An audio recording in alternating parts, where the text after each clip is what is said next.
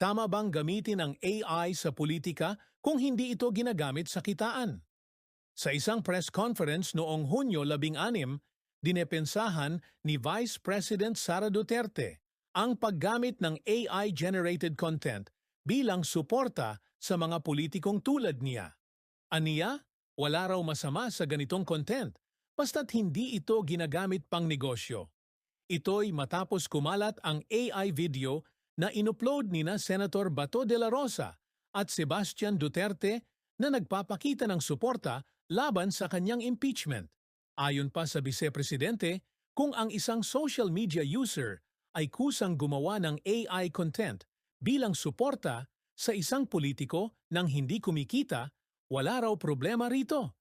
Gayunpaman, hindi nabanggit ni Duterte ang mas malawak na usapin ng posibleng disinformation na dulot ng AI content sa politika. Salamat sa panonood. Huwag kalimutang i-like, i-share at mag-follow.